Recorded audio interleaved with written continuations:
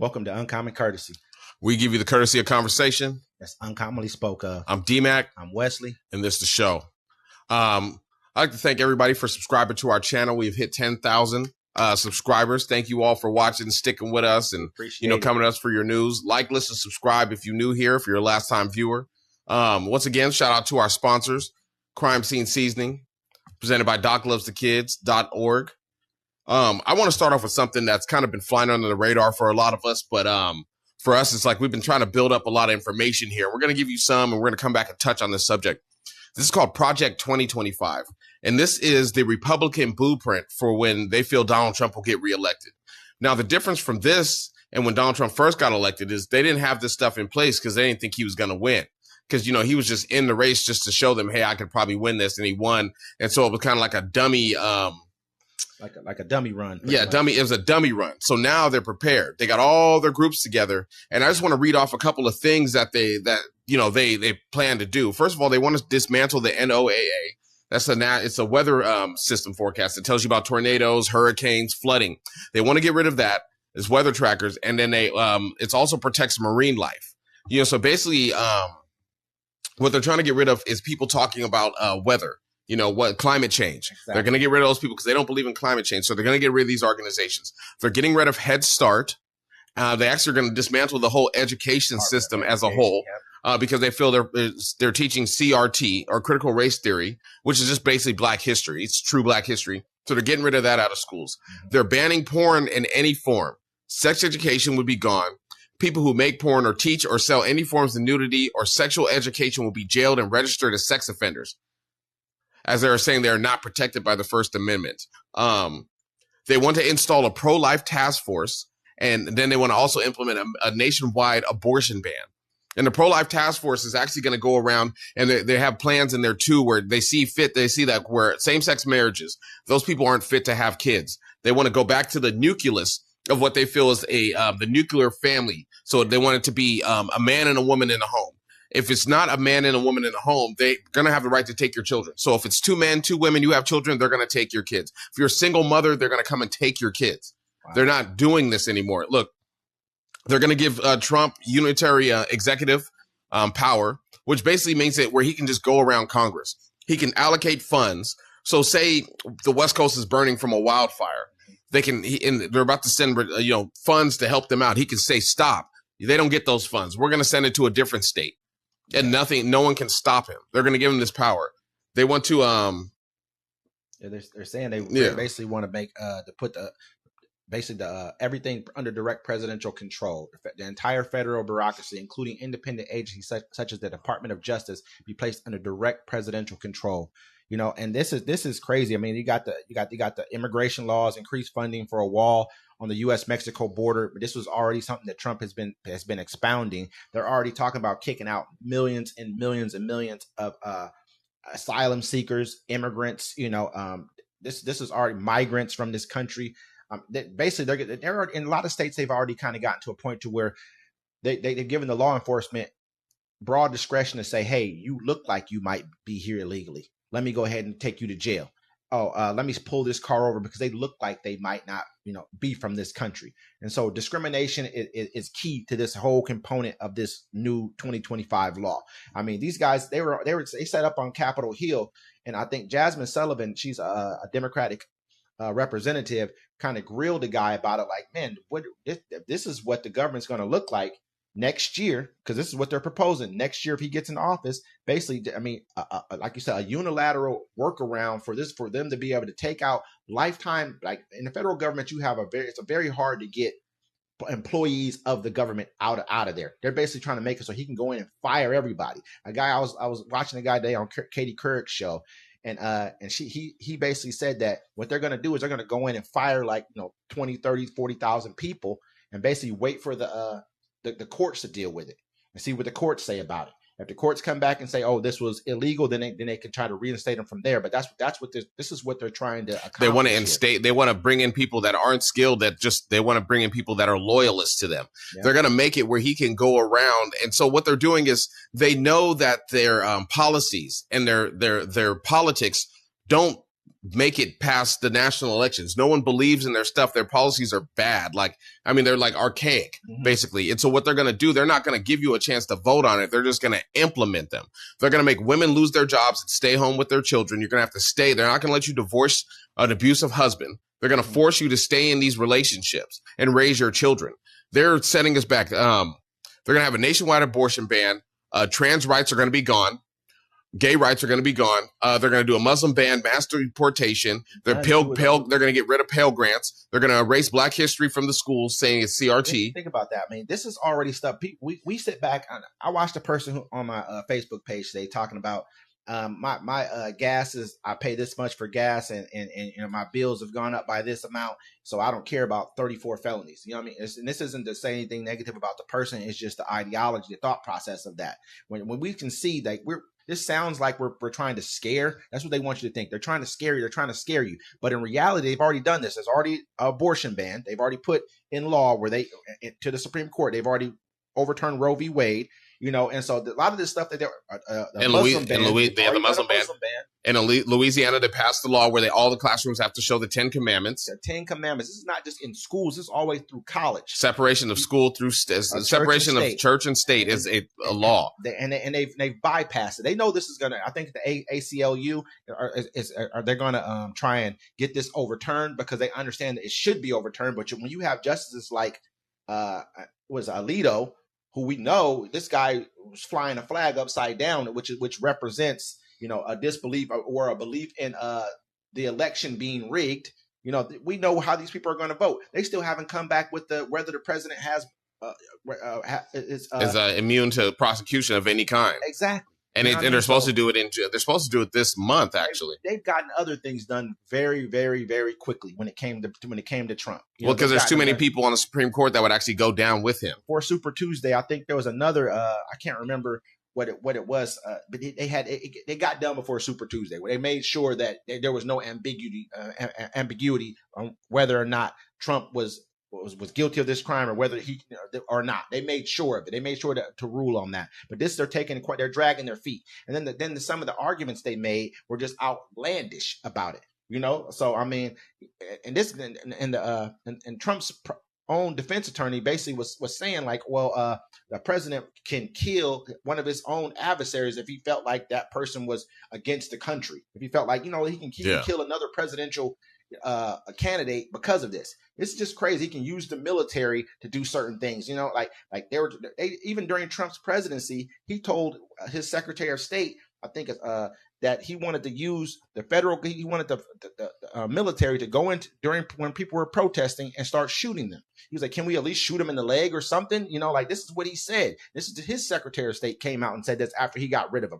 So, I mean, this isn't hyperbole. This isn't anything that we're trying to scare you with. This is just facts. This is facts. They wrote this. You can actually find this online. It's called Project 2025. The whole manifesto is up there. As we read through it and get more, because it's about 300 some odd pages. This is just like the cliff notes of the stuff that we found in there. Mm-hmm. And people need to understand, like, they're probably going to implement this.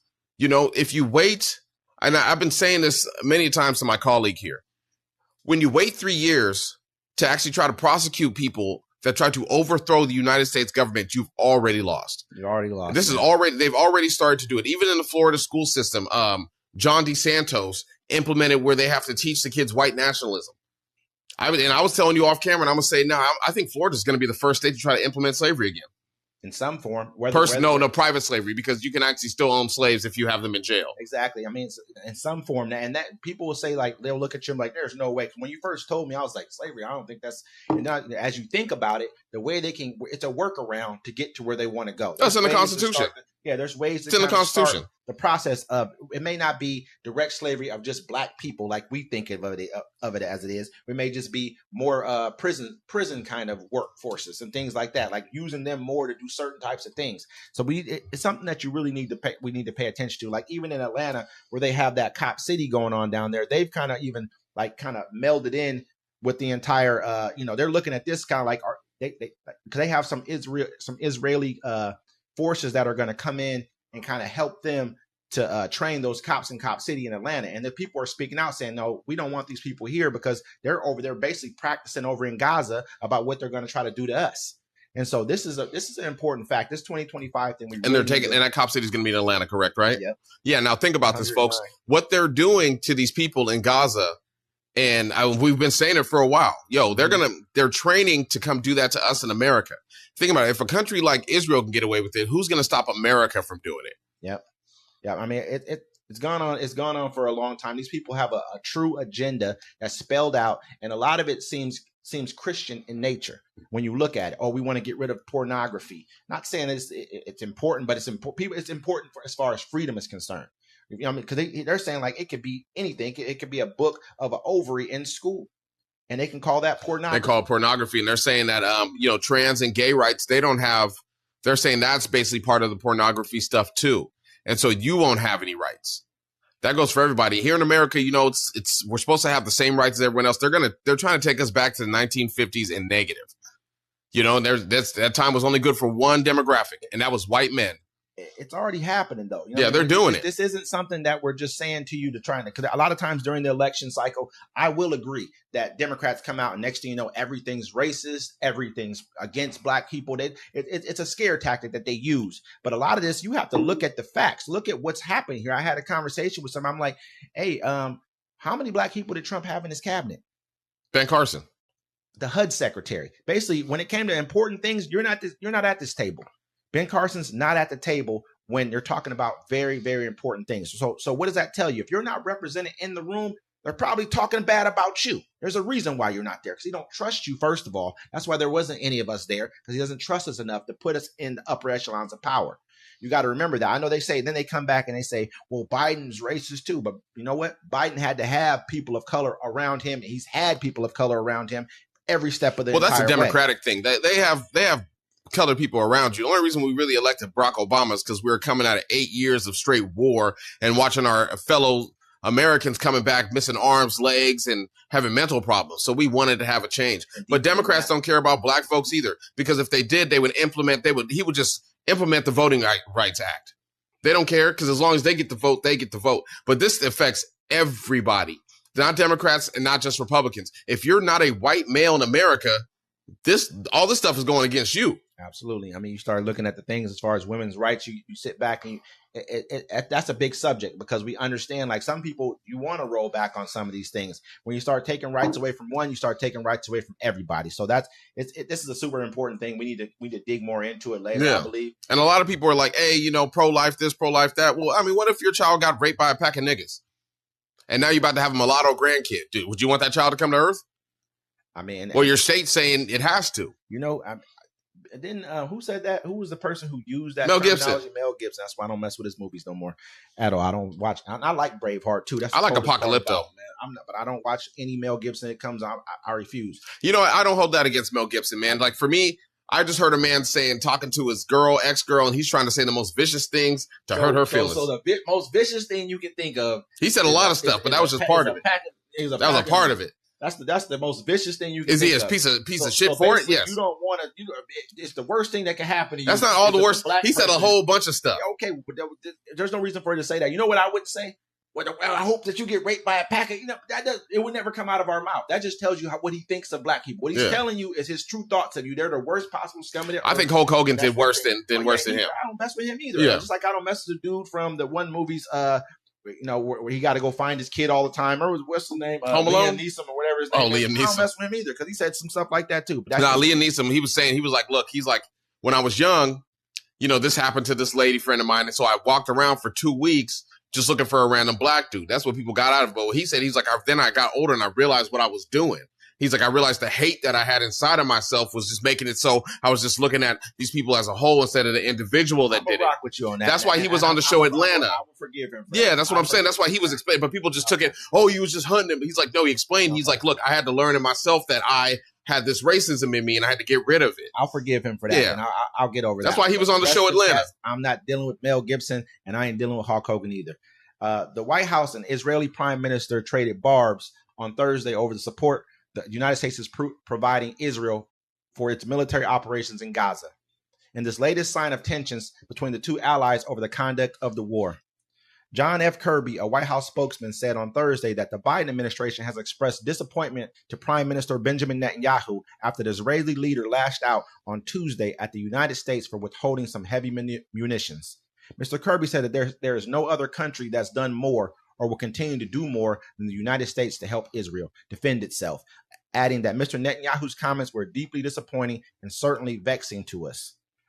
Netanyahu, to me, man, when he came out and said some pretty scathing things about America, and he did it on purpose. Like right now, he's in a situation right now, and he's in a hot seat within his own country. Yeah, he first thing you got the protesters Gantz, in the street getting sprayed with the water hoses. You got Gantz, who just left his war cabinet. Then they disbanded the whole war cabinet, like exactly had to, because he had the far right guys trying to come in and join the war cabinet. He knew he couldn't have them. They're already running you right now, because these are the people who are making you, not just making you want to do these things too, but having you go as far as you're going in Gaza. But on top of that, then you, like you said, the tens of thousands of protesters that are coming out daily in Israel to get you out of office. On top of that, now then you have an IDF spokesperson who steps out and says and pretty much says anyone who thinks that you can get rid of Hamas is wrong. And this is what Netanyahu's been saying since the beginning. They played clips of it where they showed like 8 different times where he came out on video and said, our main objective is the elimination of Hamas. Now, this is your military spokesperson comes out and totally like refutes what you're saying is even being able to be factual. It can't happen. He pretty much said your objective is not accomplished. You can't accomplish it. And so this shows a huge split between the leader, the prime minister of Israel, and his military. That's like the president saying, hey, I'm sending the Marines over to, say, Italy. And the Marines like, man, we're not going to Italy. Yeah. We're going to do what we want to do. And we think anybody who wants to send us to Italy is wrong.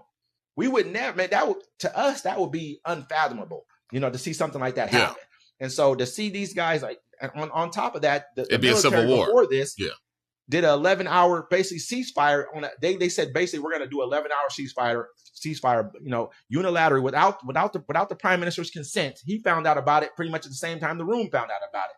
We're going to do it on a daily basis for these streets right here so we can get aid in. Basically, they know that what he's doing, he's a monster. I was about to say he's a monster. And at this point, they're like, look, either we do something to step in or we're going to be held by the world court once all the pictures, the photos, and the word gets out. Because once it stops and those people can roam freely around the world, they're going to have a lot of stories to tell. But even right now, Israel's stretching themselves really far. I mean, like they're trying to start with Hezbollah, and they've had the okay to attack Lebanon. Yeah. That's what's going on right now. But then, Hezbollah's drones are out there screenshotting all the sensitive Israel positions, chemical, crazy. Oil storages, the entire crazy. Port. They said basically that this shows like a far advance, how far advanced that Hezbollah has come. But they couldn't have done this before. These were sensitive spots they didn't even know they knew about. And they're getting past the Iron Dome. They're like, you know what? They got, so they basically said they have 150,000 rockets. Basically, they said that they have 10 times more rockets than what Hamas had. So they, and so these guys are like, like you said the other day, we're not just doing military to military bombing. We're bombing everything. Just like you guys do over in Gaza, we're bombing everything. We don't care. We're shooting rockets at civilian sites, at homes, at residential areas. Because everything. Israel's already done it to them. They already blew up an apartment building. I mean, you're in the middle of the night. In Lebanon. And if we think of Lebanon as a sovereign country, I understand, this is what I do understand, that Hezbollah runs southern Lebanon. So it's like us having a terrorist organization in, say, New Mexico or in Arizona, but a country's bombing us in California. Yeah, we're still going to be mad about it. But at the end of the day, you guys are allowing a terrorist organization to run the southern part of your country that basically borders my country. So you can't be mad if I'm bombing them. Get rid of them. Get rid of them. If you don't want them here, if they're not supplying you with something, because they must be either giving you money or something, get rid of them. And so I don't really, that's kind of what I see with that situation. We need to really pay attention to the kind of divide that's happening between Netanyahu and his military, and also his cabinet at the same time. I think this is what's going to lead to into the war a lot quicker than anything else.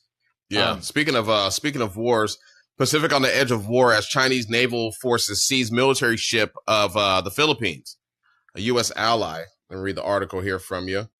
The Pacific appears increasingly nearer to war as Chinese vessels encircled and boarded military resupply boats belonging to key American allies. Tensions erupted as the Chinese Coast Guard seized ships of the Philippines Navy resupply mission that was underway near the second Thomas Shoal.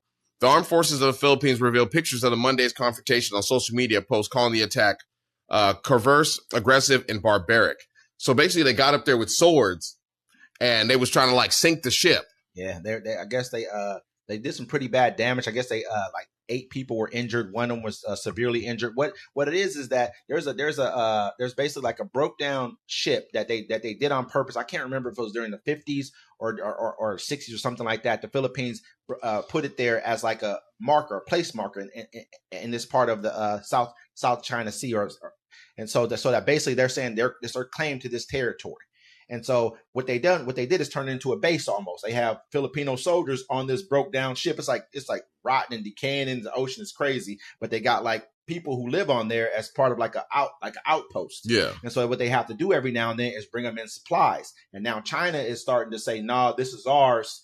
And they're getting more aggressive and more aggressive about it. They had a guy come on today and say, basically, he's like, well, what we did was very gentlemanly, and like it was correct according to, like, they said they basically did police actions on them. They said they need them to get them out of there. But I think, and I think that India is also starting to kind of look into this as like, hey, you guys are doing this along our northern border with us, and everyone's starting to see what China's doing. They're going to have a hard time. They're getting really aggressive. They're going to be hard pressed to fight a war in that area because they have some big enemies. You know what I mean? Over in that area. So it's all about who can take the loss. And if you know that I'm not sure if he's prime minister or if he's president. I think he's president of the Philippines, Marcos, the son of Imelda Marcos. He's over there. He basically said that if one Filipino soldier is either killed or even a civilian is killed, he said that's pretty much a declaration of war. And they're getting closer and closer. When you stabbing people up, and they're already ramming ships over there, spraying them with water guns. Man, that's another flashpoint right there. They're not going to back off that area anytime soon. Yeah, so it's looking like there's a lot of conflict. It's basically like you standing there and you just pumping your chest. Like everyone's in the line pumping their chest, waiting for that one person to throw that major blow. Yep, and I think it's going to end up happening. You got Taiwan over there too. If they go in after Philippines, they're just going to run and get Taiwan in the process. Yeah, you might as well. I mean, exactly. You might as well. Might as well. You already out there. So they said, man accused in plot to assassinate Sikh separatist pleads not guilty. An Indian man pleaded not guilty on Monday to charges of orchestrating a failed assassination plot against a Sikh separatist in New York, a plan that prosecutors say he devised on behalf of an unnamed official in India's government. The defendant, Nikhil Gupta, 52, was arrested in the Czech Republic a year ago and was extradited last week to make his first appearance in Manhattan federal court. He is accused of trying to arrange the murder of Gurwap Singh Punan, an American citizen and lawyer for a New York-based Sikh secessionist group. The murder attempt, which played out against the backdrop of doubt about India's commitment to democracy, spanned several countries and mirrored the successful killing of another separatist in Canada, prosecutors say. That's crazy. India's making a lot of little moves on right now. They're in Canada with the spies. Now they're doing assassination attempts here on sheiks. That's a Middle Eastern. They're basically playing the Russian China game. You know what I mean? To a strong degree. But these people, they have like a group that's called like the Palestinians. It's almost like the Palestinians. They have a group that's a terrorist group within their country. I mean, I just watched a report on these guys attacked a bus pretty much and killed like 19 people. Like, I'm not sure if it's the same group as these Sikhs are right here or not, but they do have some pretty strong terrorist groups within India that we just don't know about. It's like they have some separatist groups. So, well, India's been flying under the radar for so long. You only usually hear about the country because they be doing gang rapes all the time. But I mean, now look, they had the stuff in Canada. Yeah. And now they're killing people here in America. Major players, man. Major players. They're we talked about it. This is becoming to a point to where it's like these guys, like we got to pay attention to what's going on in India. Yeah. They got some of the best reporters. I watch a lot of this newscast that they come out with. They have great reporters over in India. India is going to be, like they said, the number one economy by 2075. Right now, they're number one in population, and they're growing rapidly. We need to really pay attention to India. They're one of the major players helping Russia with oil sales after we sanctioned them. They were buying oil really cheap from Russia. Now they got to a point now to where they're backing off of it because we've told them, hey, I think we have a closer tie with them because Russia's more in bed with China and India are at odds with each other. Yeah. Here, plain and simple, they have a serious with the whole thing with Tibet and everything else, because the Tibetan leader, the Dalai Lama, lives in India in exile from China, because basically China ran into Tibet, took overthrew Tibet. Yeah. And so the Dalai Lama ran into India, and they allowed him a sanctuary in India. So and the Dalai Lama been on some funny stuff too. Yeah, I heard about it. Yeah, no, there's a video of it. Yeah, I saw that. There's video of it. I'd like to bring it back to the home front. Yeah, prayers for everybody down in New Mexico. They're hoping a thunderstorm over New Mexico, the wildfires, could bring some relief. Thunderstorms headed towards the smoky skies over New Mexico could force firefighters to retreat from positions at the front lines of a deadly wildfire, officials say. The wildfire's been going on since about Tuesday. And it said the wildfire, a combination of two fires that merged since igniting Monday, have turned through 23,406 acres near the mountain town of Reduxo, with 0% containment, according to the latest estimate of New Mexico's fire information. Now, the reason I bring this up is because it's summertime. It's wildfire time. We're not used to having all these wildfires. I know here in the Pacific Northwest, our forests are burning constantly. You know what I'm saying? And it also comes back to the Project 2025. They want to get rid of the companies that monitor these wildfires. Think about it. If you're in New York, they had the wildfires up there from Canada coming down and to turn your whole sky orange. Mm-hmm. These are environmental stuff that, this election is highly important to the future of our country and to the future of our health and our world. Yeah. We can keep progressing, or we can try to go back to a time that was only good for certain people. It's never going to work. I mean, we're at a point right now where those people there's such a decline in the population of those people. I think it's by 2030, 2040 that we will be a minority, quote unquote, minority country at that point in time. That sounds like a weird thing, weird way to say it, but basically the minorities right now will become the majorities. In 2010, we had the most births. Like there were more births of people who were minority than there were majority. It will never return back to what it used to be. Well, shoot, in Texas, they say the majority of ethnicity is Hispanic, Mexican. They've already taken over Texas. I mean, they haven't really. We can't even claim it. We can't claim it as taken over because they already were there. Like we took Texas from them, just like in California, Mexico, Arizona, Colorado, Oregon, all of that. You know what I mean? Yeah. So they were. It's like if you were already here's like us saying that we took. Like, oh man, there's the Native Americans really are starting to take over Washington again. We almost can't even say it. You know what I mean? Because they were already here. It's like people found out here in Washington that the Native Americans control if you get to fish for salmon or not. And they were hot about it. And they're like, who gets to tell me I can't fish about salmon? And natives were like, us. And people, man, it's gotten to a point to where we're like, oh, we accept you in this country. Like, and I understand America, how it was made. I get it. I get how it happened. But it's just strange to me to listen to people tell someone else that a place where they don't even belong. You weren't here. I mean, if we want to go back and you guys want to talk about so much about, oh, well, Putin, these countries used to be a part of Russia.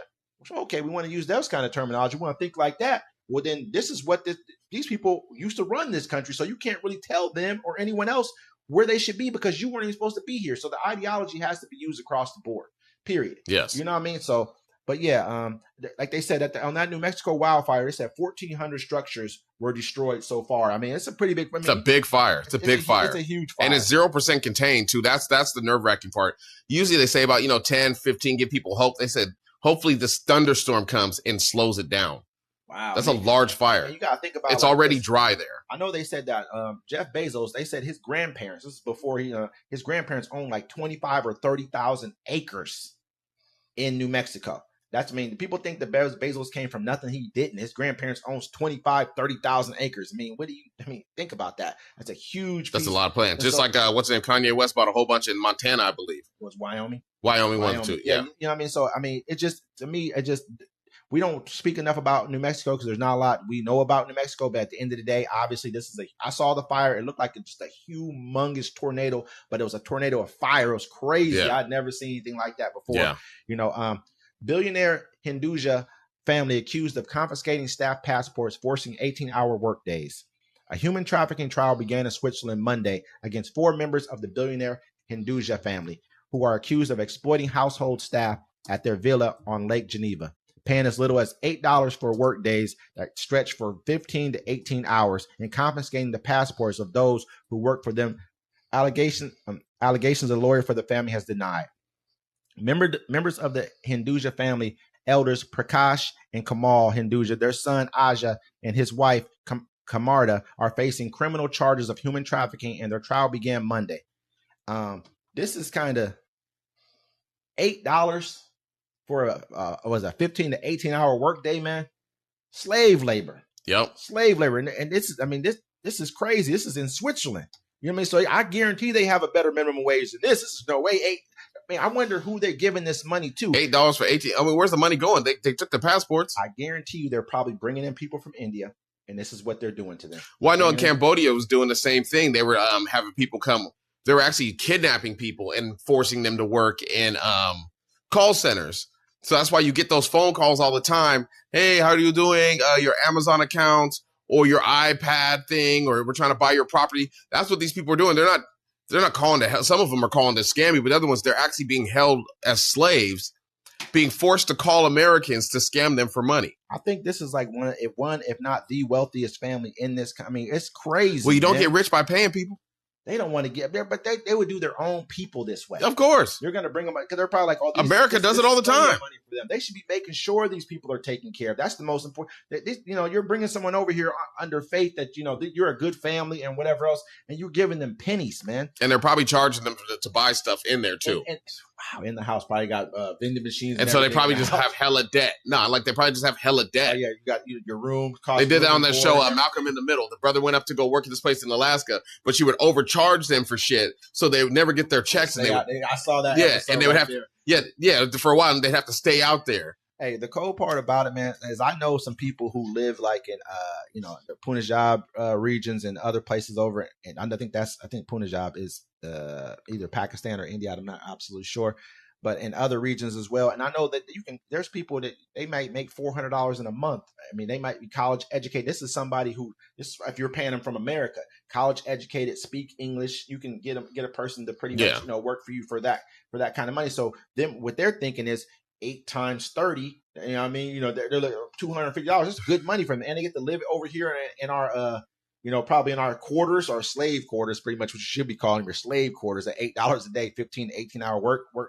They're taking their passports because they're making them pay them back for them pretty much. This is what they're doing. They take your passport and they tell you, okay, so now you owe me this money. Exactly. That's what I'm saying. It's like, and you got to work it off, but they're giving you $8 here. You get to pay off, but also you probably got to pay for your food, pay for your board, or you got to sleep outside. So they're basically getting like maybe $2, $1. So they're having to stay. It's a scam. Like I'm saying now, that show Malcolm in the Middle is like, that was cold game what she did to him. But that's exactly what they're doing to him. Yeah, absolutely. Yeah. And one other quick thing, Chiquita is ordered to pay millions to families of death squad victims in Colombia. A landmark verdict orders Chiquita, one of the world's largest banana companies, to pay millions of dollars in damages to the relatives of 8 Colombian men murdered by a paramilitary death squad. In a rare development, U.S. company Chiquita Brands International has been ordered to pay millions of dollars in damages. In 2003, Raquel Sina was assorting bananas at a huge Chiquita plantation in northern Colombia when she learned that paramilitaries had kidnapped her husband. He had angered the gunman by refusing to sell him a plot of land at a steep discount.